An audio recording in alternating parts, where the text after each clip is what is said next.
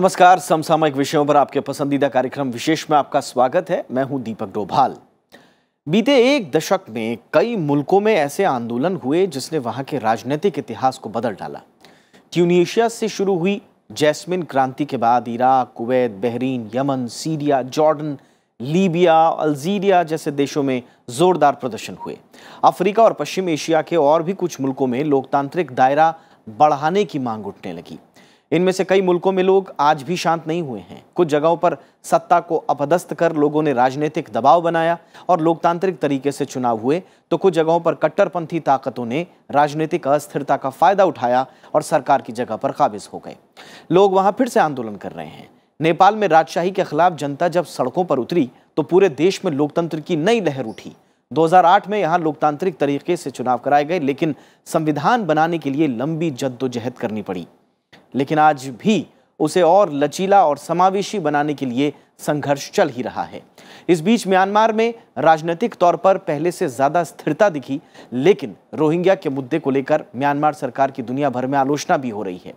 तिब्बत के शरणार्थी दशकों से अपने लिए एक अदद राष्ट्र के सपने की लड़ाई आज भी लड़ रहे हैं। देखा जाए तो इन सभी घटनाक्रमों के केंद्र में एक व्यवस्था के निर्माण की मांग है, जिसे लोकतंत्र कहते हैं, यानी कि लोकशाही। आखिर क्यों दुनिया में लोकतांत्रिक व्यवस्था को लेकर इतना कौतूहल है? क्या है लोकतंत्र? इसकी खूबियां और खामियां क्या हैं? और क्या है इसका इतिहास? आज विशेष में हम यही सब जानने की कोशिश करेंगे। तो शुरू करते हैं आज का विशेष।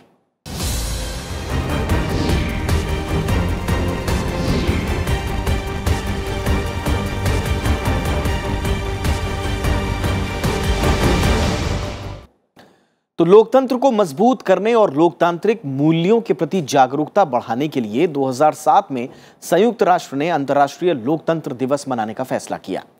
इसके बाद से दुनिया भर में लोकतांत्रिक मूल्यों को बढ़ावा देने के लिए हर साल 15 सितंबर को ये दिन आयोजित किया जाता है। आइए जानते हैं अंतर्राष्ट्रीय लोकतंत्र दिवस के बारे में।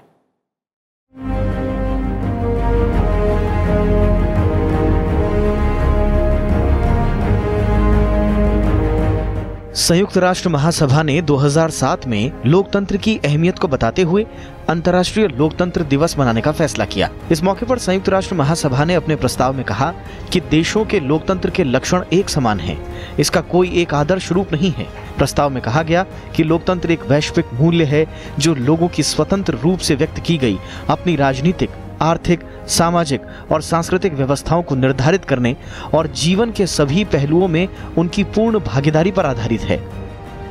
हालांकि संयुक्त राष्ट्र ने माना कि लोकतंत्र किसी खास देश अथवा क्षेत्र से जुड़ा नहीं है और इसका कोई एक मॉडल नहीं है जिसे लागू किया जा सके।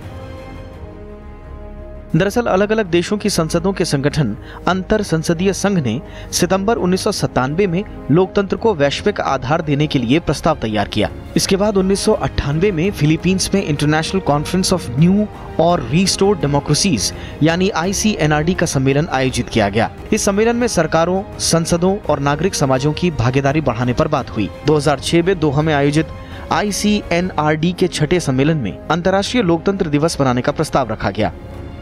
कतर के नेतृत्व में प्रस्ताव के पाठ का मसौदा तैयार कर संयुक्त राष्ट्र के सदस्य देशों के साथ विचार विमर्श किया गया। डेमोक्रेसी का बेसिक आइडिया है कि सारे ग्रुप्स, सोशल ग्रुप्स जो एक देश में रहते हैं, सबको रिप्रेजेंटेशन मिलना है। तो आज ग्लोबली जो है, एक तरफ डेमोक्रेसी का जो अचीवमेंट्स है, हिस्टोरिकली जितने अचीवमेंट्स आए हैं उनको याद करने का ज़रूरत है, उनको सेलिब्रेट करने का ज़रूरत है। दूसरी तरफ डेमोक्रेसी का एक क्राइसिस भी है। तो सारे दुनिया में अगर आप यूनाइटेड स्टेट्स को देख लीजिए, ऑक्यूपाई वॉल स्ट्रीट मूवमेंट जैसा है, अरब स्प्रिंग आया अरब वर्ल्ड में, तो हर जगह एक ढंग का डेमोक्रेसी का क्राइसिस भी चल रहा है, जो है क्राइसिस ऑफ रिप्रेजेंटेशन। क्या जो डेमोक्रेसी एक पार्लियामेंट्री फॉर्म या प्रेसिडेंशियल फॉर्म है, क्या ये सारे समुदायों को सक्सेसफुली रिप्रेजेंटेशन दे रहे, या उन समुदायों में ओनली जो सोशली इकोनॉमिकली पावरफुल लोग हैं उनका वॉइसेस जो है पॉलिसी में जा रहे, लेकिन जो पिछड़े ग्रुप्स है वो पीछे रह जा रहे।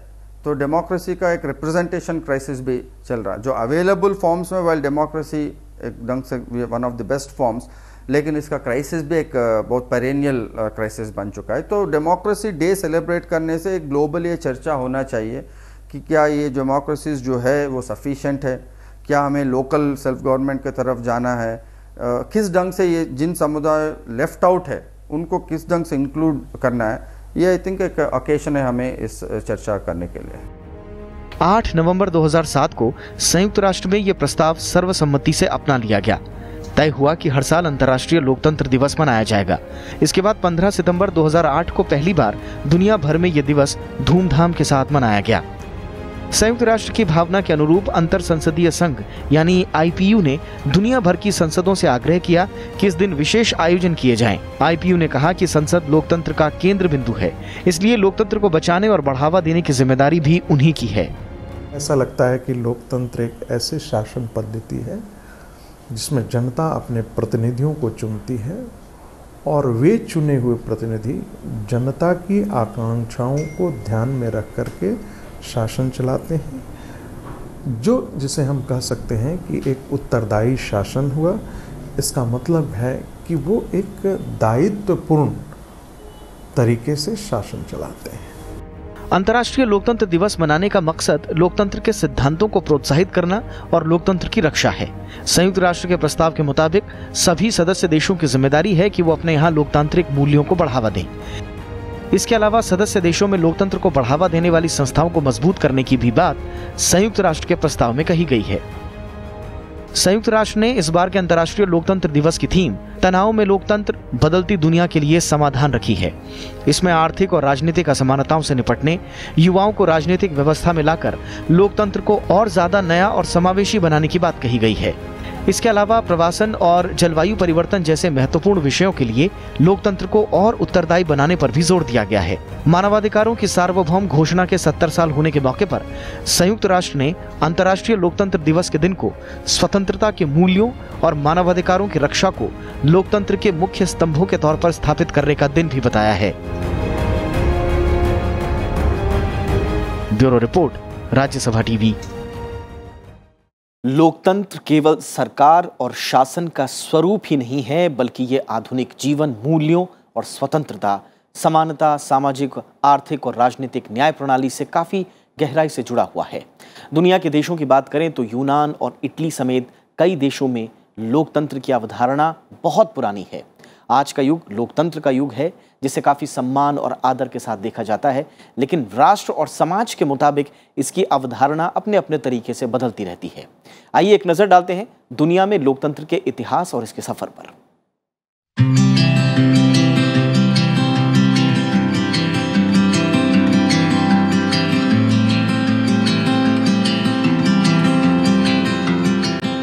(422 ईसा पूर्व) ग्रीक दार्शनिक क्लियोन ने लोकतंत्र को प्रजातंत्र के रूप में परिभाषित किया था और कहा था कि प्रजातांत्रिक वह होगा जो जनता का हो, जनता के द्वारा हो और जनता के लिए हो।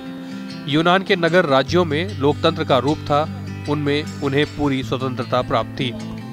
अरस्तु ने इन्हीं नगर राज्यों में प्रचलित लोकतंत्र की खुली वकालत की है। इसमें पूरी प्रजा आम सभाओं में इकट्ठा होकर कानून पास किया करती थी। यूनान में इस व्यवस्था के खत्म होने के बाद इसी तरह की व्यवस्था इटली में शुरू हुई थी। आधुनिक युग में लोकतांत्रिक संस्थाओं की शुरुआत भी इंग्लैंड में हुई। इसके बाद ही अमेरिका, फ्रांस और स्विट्जरलैंड में प्रतिनिधिक संस्थाओं की नींव डाली गई।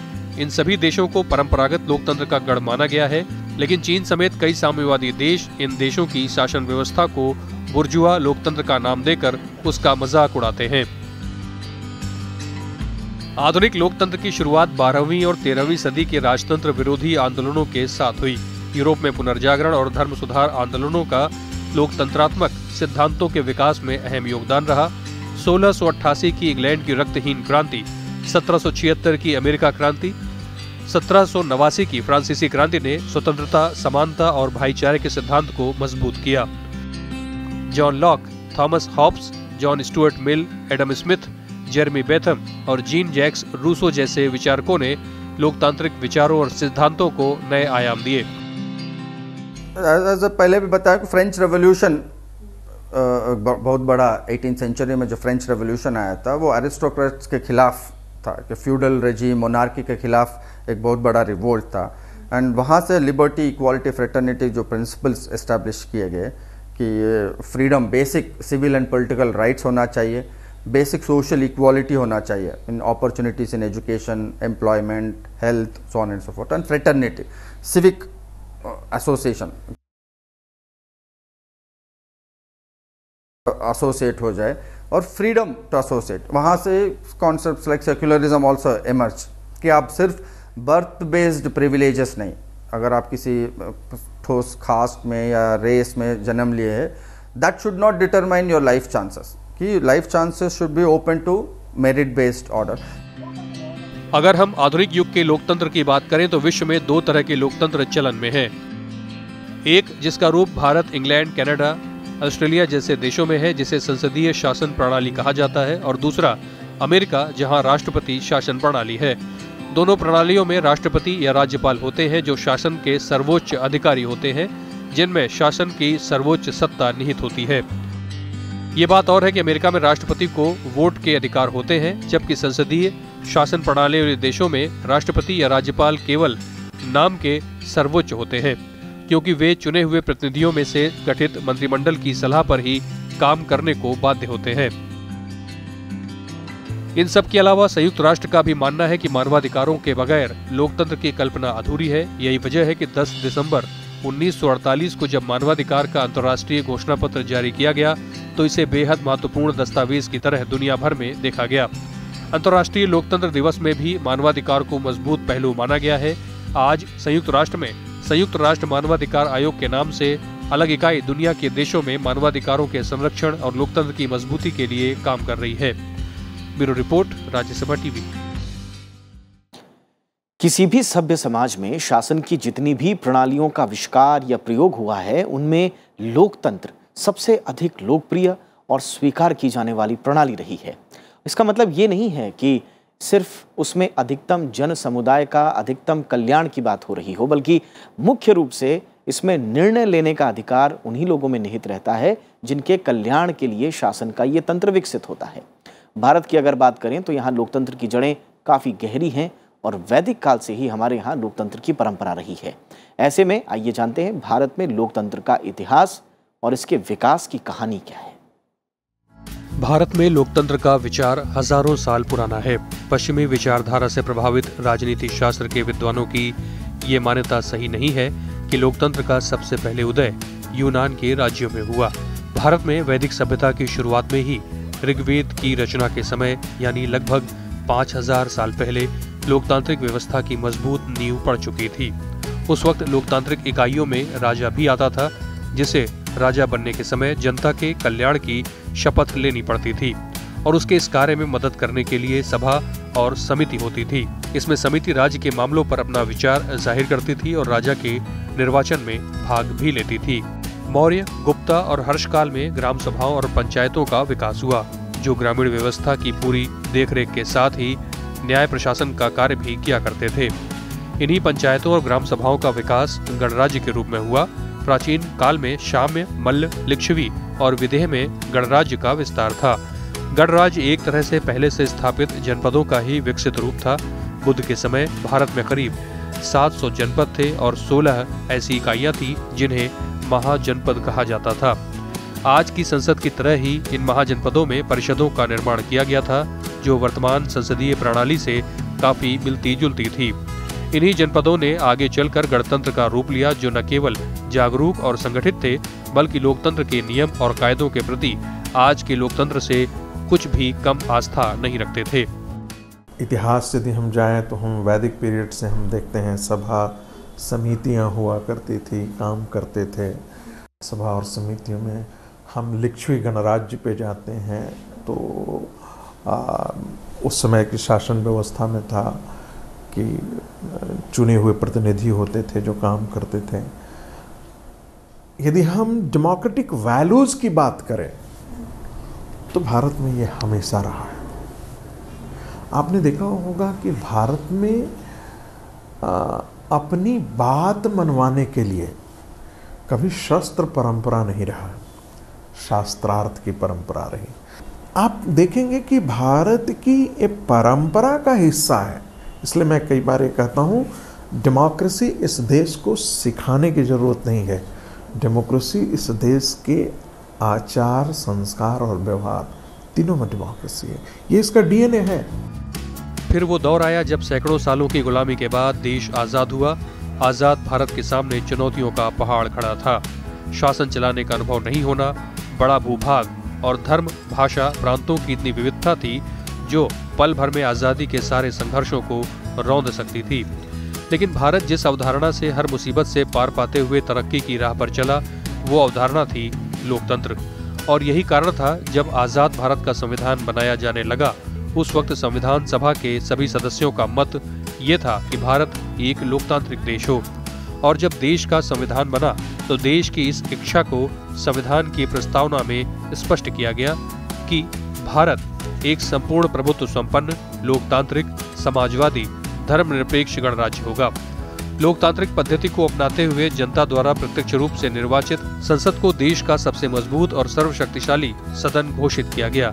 इसके साथ ही दुनिया की अन्य संसदीय शासन पद्धतियों के समान भारत में भी कार्यपालिका को व्यवस्थापिका के प्रति उत्तरदायी बनाया गया। भारत में जो लोकतांत्रिक शासन पद्धति अपनाई गई, उसमें इस बात का ध्यान रखा गया कि कहीं शासन निरंकुश और अत्याचारी न हो जाए। इसके लिए सभी नागरिकों को महत्वपूर्ण और मौलिक अधिकार दिए गए। साथ ही ये व्यवस्था भी की गई कि यदि इन अधिकारों को कोई छीनने का प्रयास करे तो नागरिक सीधे न्यायालय का दरवाजा खटखटा सकते हैं। इसके लिए शासन के तीसरे महत्वपूर्ण अंग के रूप में एक निष्पक्ष और मजबूत न्यायपालिका की व्यवस्था भी की गई। इसके अलावा भारत में लोकतांत्रिक व्यवस्था को सुचारू रूप से चलाने के लिए संविधान में एक निष्पक्ष निर्वाचन आयोग के गठन का प्रावधान किया गया। साथ ही हर 5 साल बाद लोकसभा और विधानसभाओं के निर्वाचन की व्यवस्था की गई। आजादी के बाद पहली बार 1951-52 में वयस्क मताधिकार के आधार पर चुनाव हुए थे। तब 17 करोड़ 30 लाख के लगभग मतदाताओं ने मतदान किया था। सबसे बड़ा फैसिनेटिंग एस्पेक्ट यही है कि जिस देश में 70% 60% से ज़्यादा इलिटरेसी था, हमारे फाउंडिंग फादर्स चाहे अंबेडकर, गांधी, नेहरू, पटेल जो है बहुत बोल्ड डिसीजन लिए कि our democracy should be based on universal adult franchise. ये यूरोप में भी नहीं था। यूरोप में भी जो है जो यूनिवर्सल एडल्ट फ्रेंचाइज वो एक सीरीज में आए। पहले विमेन को राइट्स नहीं थे, प्रॉपर्टी लेस लोगों को राइट्स नहीं थे, ब्लैक्स को राइट्स नहीं थे, इमिग्रेंट्स को, तो बहुत सारे ग्रुप्स को वोट करने का अधिकार नहीं थे। वो धीरे धीरे एक के बाद एक इंक्लूड करते गए। बट हमारा देश जो one of the youngest democracies है वर्ल्ड में, it went for universal adult franchise एक स्ट्रोक में। तो ये एक बहुत बड़ा यूनिक फीचर है इंडिया का। शायद इसी वजह से जो है डेमोक्रेसी इंडिया में वाइब्रेंट है। आज भारत दुनिया का सबसे बड़ा लोकतांत्रिक देश है। देश की 1.25 अरब से ज्यादा आबादी को अपना नेता और अपनी सरकार चुनने का हक है। देश के नागरिक कहीं भी आ जा सकते हैं। लोगों को अभिव्यक्ति और समानता का अधिकार है। यहाँ तक कि मुफ्त शिक्षा जैसे अधिकार भी नागरिकों को हर लिहाज से मजबूत करने के लिए बने हैं। और अगर कहीं चूक या सहमति हो तो विरोध जताने का अधिकार भी देश की लोकतांत्रिक तरक्की को बयां करता है। Bureau report, Rajya Sabha TV. तो लोकतंत्र यानी लोगों का शासन, और इसका मूल सिद्धांत है कि जनता अपने बीच अपने शासकों का चुनाव खुद कर सके। मौजूदा समय में इसे तमाम शासन प्रणालियों में सबसे बेहतर माना जाता है, लेकिन इसकी अपनी खूबियां और खामियां भी हैं। आइए एक नजर डालते हैं उन पर।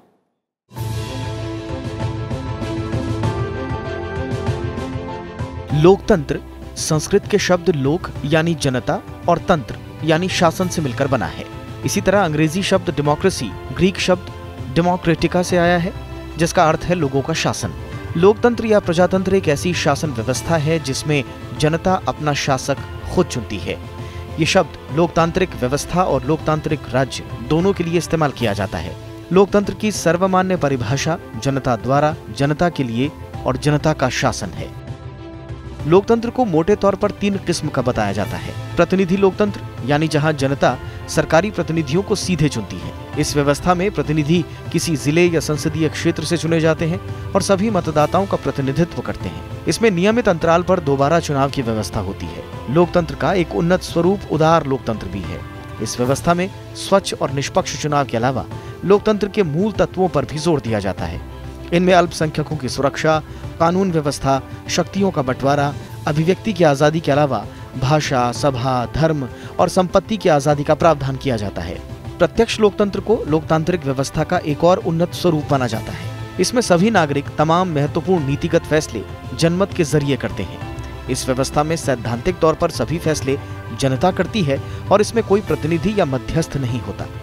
हालांकि इस तरह की व्यवस्था छोटे समुदायों और नगर राष्ट्रों में व्यावहारिक है। लोग कहता था यहाँ डेमोक्रेसी नहीं रहेगा, इतने लोग इलिटरेट हैं, वोट कैसे देंगे। पश्चिम ने इसका काम किया था। पश्चिम में बहुत दिनों तक इस बात का डिबेट चला कि भागीदारी करने के लिए कौन किसे भागीदारी करनी चाहिए, वोट देने का अधिकार किसे होना चाहिए। किसी ने कहा कि भाई जो पढ़े लिखे हैं उन्हीं को वोट देने का अधिकार होना चाहिए। लेकिन भारत में जब हमने अपनी यात्रा शुरू की तो हमने वन इंडिविजुअल वन वोट का हमने शुरुआत किया। सैद्धांतिक तौर पर लोकतंत्र में पुरातन उदारवादी, अभिजनवादी, बहुलवादी, प्रतिभागी और मार्क्सवादी सिद्धांत प्रचलित हैं। पश्चिमी देशों में लोकतंत्र को राजनीतिक संघर्षों का समाधान माना जाता है। हालांकि लोकतंत्र के मॉडल, इसके मूल तत्व, सिद्धांत और लागू करने के तरीकों पर दुनिया कभी एकमत नहीं हो पाई है। लेकिन ये सभी मानते हैं कि शासन की तमाम शासन प्रणालियों में से लोकतांत्रिक शासन प्रणाली सबसे बेहतर है। नागरिक समाज के निर्माण करने की आकांक्षा मनुष्य को लोकतंत्र की तरफ बढ़ने के लिए प्रेरित करती रही है। संयुक्त राष्ट्र की अगुवाई में आज लगभग पूरी दुनिया लोकतांत्रिक व्यवस्था और मूल्यों को स्वीकार्यता देती है। हालांकि लोकतंत्र की कुछ खास विशेषताओं के साथ कुछ खामियां भी हैं।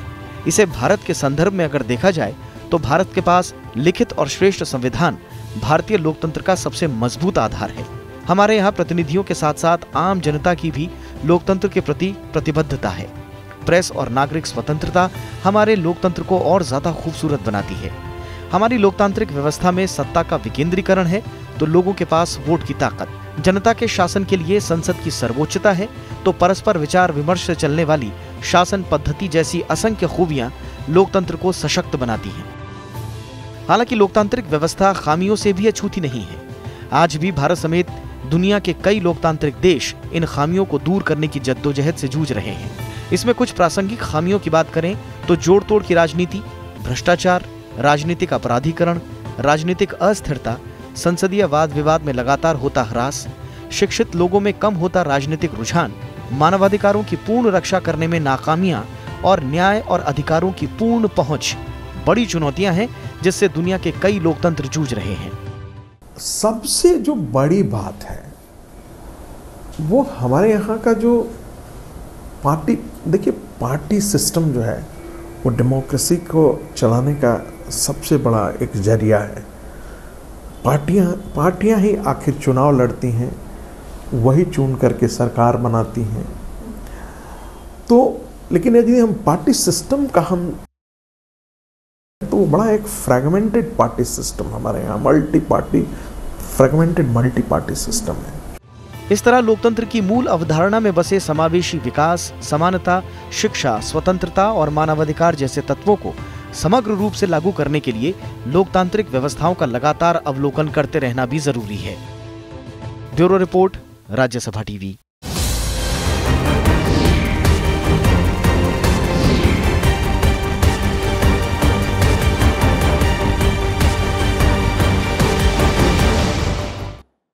तो ये था आज का विशेष, लेकिन आपको याद दिला दें कि हमारा ये कार्यक्रम आप YouTube पर देखना ना भूलें, जहां पर आपकी प्रतिक्रियाओं का हमें हमेशा इंतजार रहता है। नमस्कार।